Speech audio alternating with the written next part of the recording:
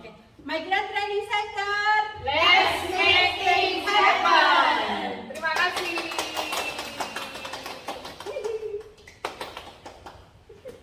Selamat kelas public speaking hari ini. Berikan tepuk tangan. Terima kasih semuanya. Saya juga selamat dulu. Assalamualaikum warahmatullahi wabarakatuh. Waalaikumsalam.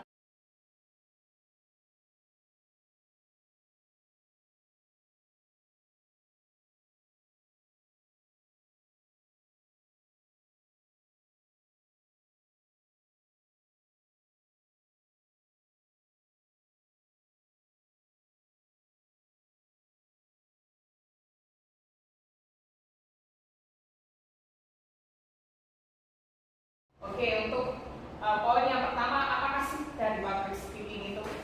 Nah, karena kita bisa berbicara itu kan punya punya intonasi sendiri.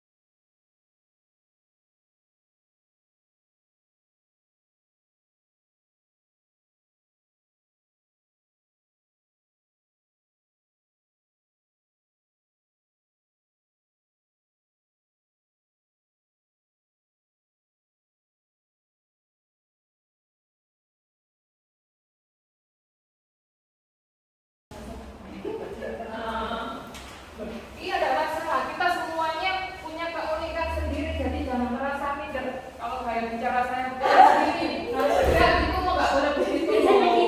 Nah, kalau acara informal gitu dapat. Kalau untuk acara formal mungkin nanti ada semua dengan acara kamu yang memimpin bisa jadi teman-teman apa dan pokoknya itu yang lebih relax gitu. Nanti persiapan untuk Olimpiade. Oh iya.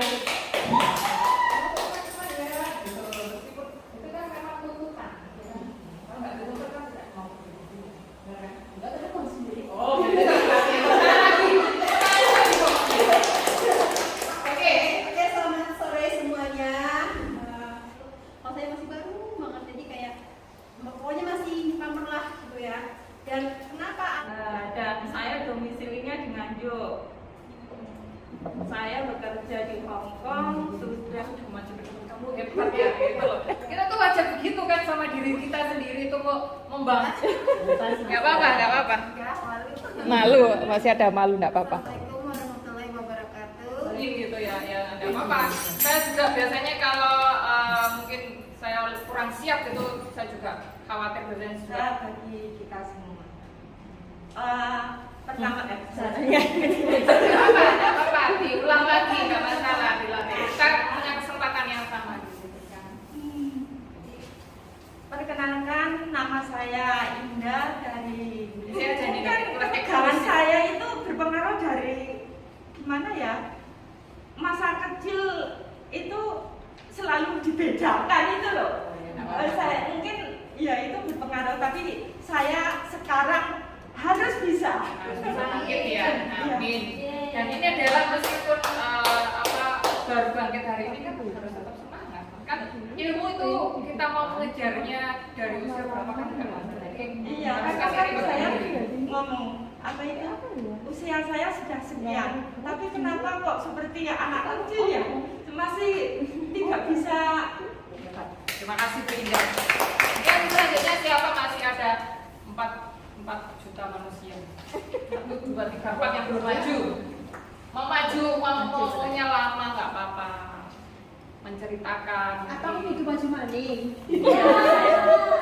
Ya, harus dikasih kesempatan nanti kalau sudah baru ibu. Ayo Nidi. Halo, ayo. Nah, Ari, kabarnya Bu Indah. Maju nggak maju?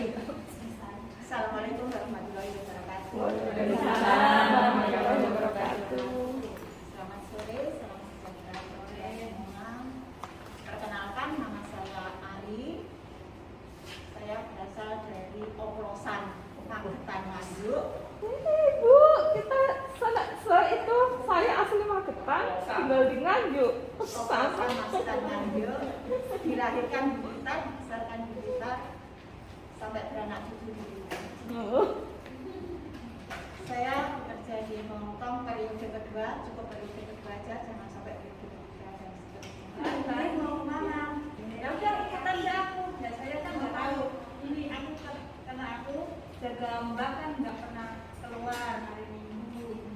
Adik ini aja mbakku keluar tak masuk, aku tuh artinya nggak enak dia keluar sendiri karena aku pergi teman dia telepon katanya tak masuk. Ini aku di sini tapi namanya kemana masih Ya ini. apa? Iya, terus ya udah kalau pergi ini teman saya dalam kabar udah sampai ke tempat lain, alhamdulillah kan berarti nggak ada apa-apa. Jadi aku tenang, nanti aku jemput jam 11 karena aku jarang hari Minggu jarang keluar. Nah itu mbak aku satu jam 7 udah ke gereja, aku ngantar jam 10 pulang, dia jalan-jalan terus Yamsa jam 1 pulang, jadi aku nggak pernah libur. Ketemu Mbak Ari itu jarang, jadinya aku nggak bisa ikut. Sebenarnya suka sih ikut kemana-mana, tapi maaf ini acara apa aku nggak tahu. Mbak Ari ajak, ayo ikut saya. Oke, kalau Mbak Ari ajak aku selalu oke kalau ada waktu.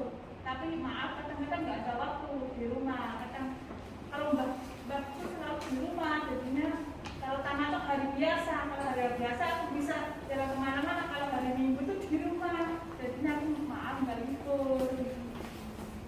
Ini acara apa aku juga ikut aja sama Mbak Ari. Tidak apa-apa, yang penting Ya. sudah datang ke sini bersama kami itu sudah kami yang berterima kasih. Kan Mbak acara apa? Ayo ikut. Nah, kok ikut aja, tapi kan aku kalau ada acara sebelumnya Mbak Ari itu bilang sama aku, tapi maaf aku nggak bisa keluar, Mbak aku di rumah. Ini aja ada suruh pergi-pergi, dianya pergi. Itulah yang membuat aku khawatir, namanya nggak tahu lah. Mereka penjaganya. Iya, kalau ada apa-apa kan kita yang disalahin. Tapi aku bilang sama Pon dari malam itu, aku buat besok aku mau meliput setelah itu Mbak Neno Kuko itu lancar. Bekerja di Hong Kong masih 20 bulan lah. Tapi sebelum menikah saya sudah bekerja di Hong. Saya cukup sekian. Wassalamualaikum warahmatullahi wabarakatuh. Kalau lebih padat tapi padatnya nanti berepisode. Oke, yang terakhir ini mau nggak mau gilirannya pasti ini. Iya. Tangan. Kenalkan nama saya Tindi, asal dari Malang. Mungkin teman-teman sudah, kalau orang Jawa bilangnya cool. Jadi kalau nggak didulek itu nggak bicara. Enggak teman-teman, kalau belum dibalas sama adminnya NTC mungkin Kak Yesi juga bekerja, Kak Dadinya juga bekerja. Harap bersabar. Diteliti lagi, jangan-jangan nomornya keliru 1 nomor. Gitu. Diteliti lagi, jadi jangan mengharap atau nadanya atau berbicaranya. Kalau itu memang nadanya cepet. Nah itu agak diturunin sedikit aja gitu. Jangan terlalu pelan kayak slow motion gitu. Gitu kan. Membuang waktu. Yang penting dalam jeda waktu berapa menit sebelum acara membuat kue itu usahakan selalu dibuka secara baik. Jadi jangan langsung teman-teman yang belajar langsung bikin kasih yang pembuka nanti penutup gitu. Jadi harus sesuai, nanti itu kan untuk melatih kamu gitu. Jadi teman-teman ya, terima kasih sudah datang di acara pembuatan polo. Nah itu kamu bisa itu disisipin dengan public speaking, kamu bisa nanti itu bisa dipraktekkan secara langsung karena nanti kamu kan biasanya mengisi kelas untuk membuat kue. Untuk hati mungkin ada ibadah, nah itu bisa jadi asistennya Kak Yesi. Jadi bukan Kak Yesi saja Pak, Kak Yesi nanti sudah harus berkhotbah, masih harus membuka dan menutup. Kenapa teman-teman di sini harus bekerja sama gitu? Saya yang buka, Kak Yesi ngisi khotbahnya, nanti penutupnya Bu Hari aja atau Bu Indah, nah gitu. Jadi saling gotong royong, jangan nunggu Kak Yesi ini dulu, itu dulu, harus ini siap. Itu ya, Indah. Siap kan? Siap loh Bu Indah ini, selalu siap kan? Kita kan selalu siap. ya Nindi ya, nah Nindi biasanya MC, mungkin kapan-kapan mungkin dikasih kesempatan ke Bu Ari atau Bu Indah atau Bu Teti, jadi biar sama rata seperti teman-teman yang maju tadi di sini. Gitu. Kalau Santi kan katanya ingin belajar dengan hacking, ada. Hari ini juga ada kelas merajut. Jadi MTC memang kelas pemberdayaannya itu macam-macam, juga ada keterampilan, ada public speaking, ada membuat kue juga. Jadinya nanti bisa diperhatikan di grupnya, nanti kan ada di share pengumuman-pengumuman penting. Karena di Migrant Training Center kan nggak mungkin nge-share sesuatu yang nggak penting. Kalau nggak makanan mungkin kan share apa atau pengumuman penting. Jadi itu yang penting-penting aja. Mungkin kangen-kangenan temannya di Indonesia yang sudah buka usaha. Nah itu kan buat kita juga belajar dari mereka bagaimana mereka survive dan mereka bisa masih terus mempertahankan diri. Dari dulu belajarnya di MTC adalah membuat kue, terus ternyata bisa di Indonesia juga membuka usaha. Nah itu teman-teman nanti kan bisa. Jadi belajarlah dari sekarang, tidak ada kata terlambat seperti Indah katakan tadi, meskipun dengan umur yang sekian baru pertama kali belajar di sini dan tadi juga berbicara di sini sudah berani, meskipun nervous itu kan hal lumrah. Setiap orang itu punya keunikan sendiri dan itu kita wajib menyadari. Dan jangan udah kan? Dulu. Oh dulu, sekarang enggak kan? Ya. Nanti kalau lamaran berarti enggak deg ya? Deg ya sih kok matanya lain gitu ya. Bisa gitu, ditunjuk nih. Miska kamu pembukaan untuk acara itu kan SPRTS kayak PRT ada senam sama besar 400 orang. Nah saya ditunjukkan, saya bingung nih gimana caranya gitu kan, dari susunan gitu kan. Baca gitu, bacanya datar gitu ya. Hilang. Berdiri hilang. Kadang baca gitu ya, tapi bacanya nggak datar. Oh hari ini saya di MTC belajar tentang, nah itu kan harus ada intonasi, harus nada, punya Ya seni. itu jadi cepet ngapalin jadi. Iya. Nanti kan yang dengar tuh terus caranya kayak ini kan gitu. Jadinya kan harus ada intonasi, harus ada nada. Teman-teman kan punya seni tersendiri. Nah mungkin kan seni saya yang mungkin agak mana gitu tes digunakan oleh IMO. Jadi tiap diri dari kita itu punya keunikan sendiri, ya itu aja dilatih terus menerus. Dulu saya gini pakai catatan. Nanti yang kiranya penting saya dari sini pakai warnanya beda. Jadi tadi berbaca ini. Tapi tetap aja begitu banyak orang. Pak Diana ya, terima kasih, kita kasih tepuk tangan. Oke, jadi teman-teman memang public speaking ini nggak bisa kita dalam sekali teori jadi harus banyak ngomong.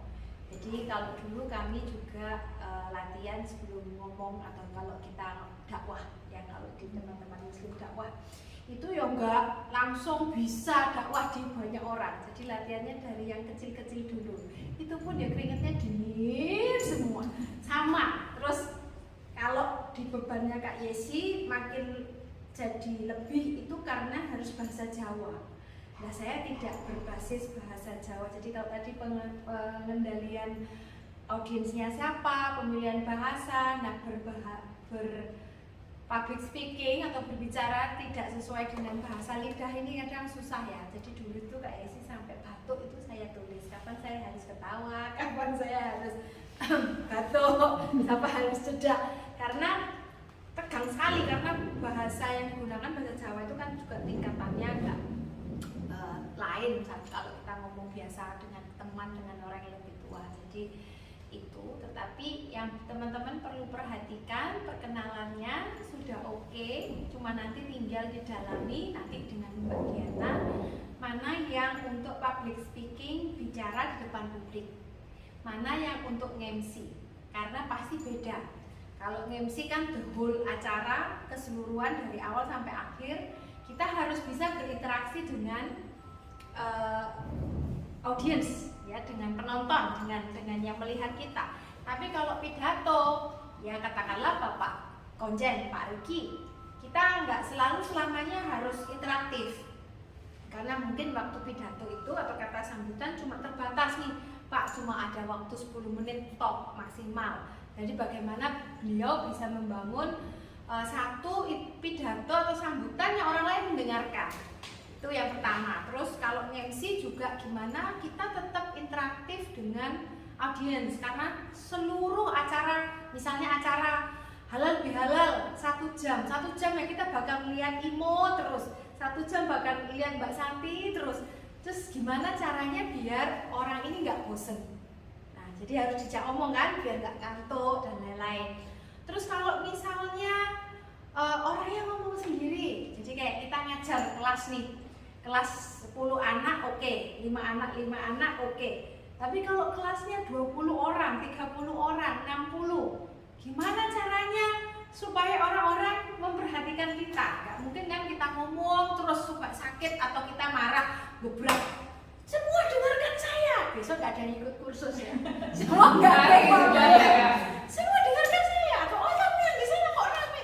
Ini bukan ya ini juga jadi ke kita kembali lagi, itu mungkin pola kita waktu kita dididik dari kecil ya, dari orang tua, guru, kita kan harus diam, manut, dengarkan.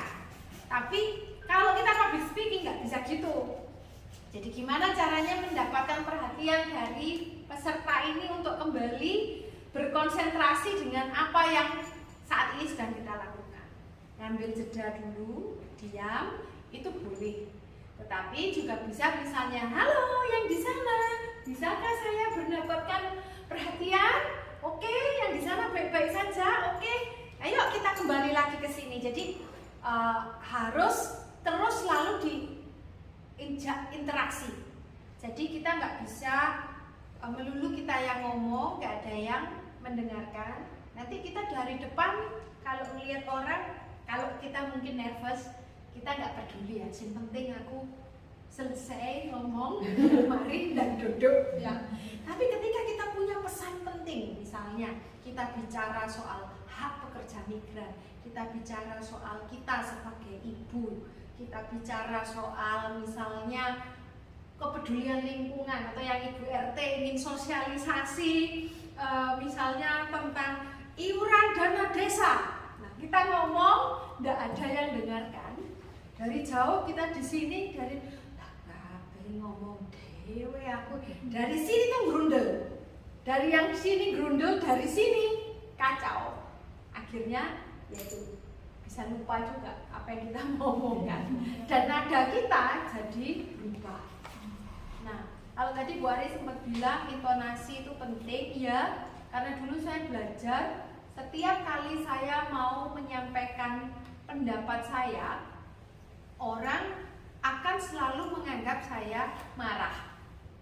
Ini karena intonasi dan groyok. Kalau orang Jawa bilang groyok, apa itu ya? Groyok. Bukan grogi, bukan lain. Groyok ini jadi kayak kesannya tuh kita kayak mau nangis, kayak kita mau ya bukan mimpi kayak takut ya. Jadi emosionalnya itu meluap ya. Jadi terus sampai nada suara kita tuh bergetar. Jadi kayak kita mau nangis, kayak orang mau nangis yang sudah di sini padahal kita nggak sedih. Tapi karena itu emosi, jadi orang menangkapnya seperti mau marah. Ya, jadi itu saya latih, harus melatih berulang-ulang dan untungnya papa saya terbuka untuk itu. Jadi di dalam keluarga dilatih dulu, setelah itu baru ketika ngomong di luar ya oke udah. Tetapi apakah saya masih grogi? Ya masih. Apalagi kalau yang diajak bicara atau audiensnya ini orang-orang yang belum saya kenal dan saya yang mungkin berpikir, oh ini orang ini lebih dari saya. Nah itu agak grogi. Tetapi makanya sebelum kita berdiri di depan orang kayak Mbak Diana bilang, menyiapkan struktur apa yang mau dibicarakan itu penting supaya kita nggak kemana-mana, dan kalaupun kita bikin jokes di dalamnya atau lelucon di dalamnya itu nggak menyinggung. Jadi lelucon itu kadang bisa keluar spontan, tetapi ada baiknya kita juga persiapkan supaya nggak menyinggung, karena nggak semua orang sama. Ya misalnya baking aja, kita mau bikin, oh ya gini ya, awas lo ya nanti ini ya kalau yang bikin misalnya oh yang bikin belum menikah ini biasanya nanti asin gini, kayaknya simple ya, tapi menusuk untuk mereka yang mungkin belum menikah dan nggak semua orang sekali lagi perasaannya sama. Jadi waduh belok mana lah yang kelasnya Kak Yesi ngomongnya resepnya aja tergantung rasanya menikah atau enggak, apa hubungannya, lele malah panjang. Jadi ini adalah kelas yang baik supaya kita juga belajar memilih kata-kata, karena apa yang sudah keluar ini kadang susah untuk ditarik kembali. Jadi kalau kita mau belajar bicara, belajarlah dari kelas public speaking untuk meningkatkan percaya diri sama pemilihan kata-kata. Itu. Terima kasih Mbak Diana. Terima kasih buat Kak Yesi ya, karena teman-teman mungkin siapa sih Kak Yesi? Nah, Kak Yesi. Oh iya, benar. Ada yang kemarin belum kenal Kak Yesi kan? Nah, kadang kan siapa sih? Kalau Kak Betty kan yang ada yang Kak Yesi enggak? ada pastinya, mungkin dalam hati kan ya, Santi ya. Saya belum kenal. Ada Kak Yesi maju lagi. Maju lagi loh, kan lapornya dari Migran Training Center sejak tahun 2019. Oh iya, Mbak Asih ya.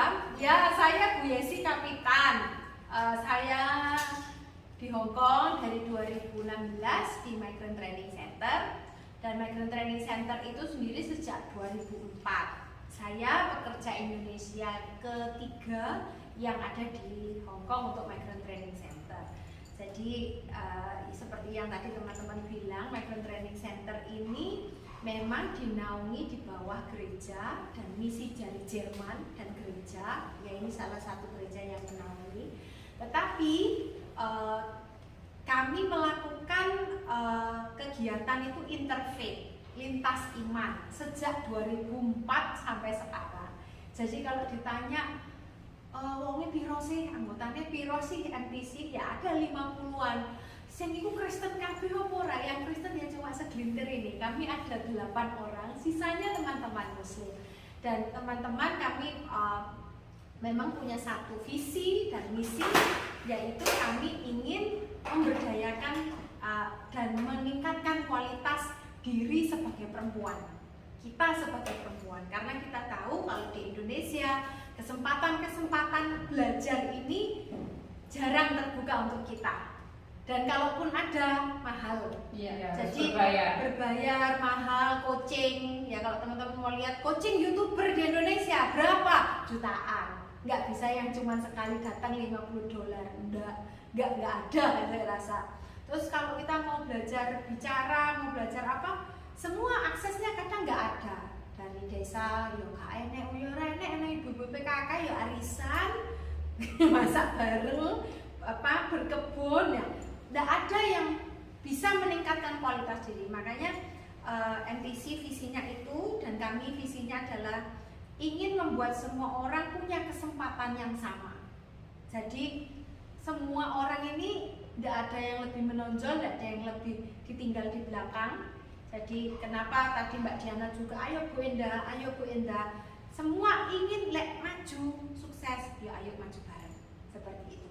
Jadi prinsipnya itu, dan kami sangat bersyukur karena kami bisa memelihara keberagaman ya di dalam MTC ini dengan sangat erat, dan saya sangat bersyukur bisa ada bersama MTC sejak dari 2016 dengan teman-teman yang memang sudah banyak yang pulang tapi digantikan lagi, ada yang pulang diganti. Jadi sudah berapa generasi begitu saya melihat teman-teman yang pulang dan datang untuk kembali ada di Hong Kong, teman-teman baru. Jadinya saya belajar banyak justru dari teman-teman. Itu saja. Terima kasih. Terima kasih Kak Yesi yang sudah maju beberapa kali. Oke ya, untuk teman-teman mungkin masih ada pertanyaan lagi atau sudah ingin diakhiri? Disambung lain waktu Mbak. Iya. Ya, lebih mendalam. Iya, yang lebih mendalam lagi nanti ya bisa kontak-kontak atau di grupnya Migrant Training Center. Nanti bakal ada pengumuman selanjutnya belajar apa, mungkin juga ada piknik. Kita juga ada acara piknik bersama ya, jadi refreshing. Ya. Saya ucapkan terima kasih untuk teman-teman semuanya yang hadir di sini, yang mau berbagi pengalaman, juga memperkenalkan dirinya, yang udah berani. Saya akhiri, mungkin untuk kelanjutan dari belajar public speaking atau kelas-kelas lain tentang pemberdayaan di Migrant Training Center, nanti ada pengumuman selanjutnya. Terima kasih, saya akhiri. Wassalamualaikum warahmatullahi wabarakatuh. Salam sejahtera.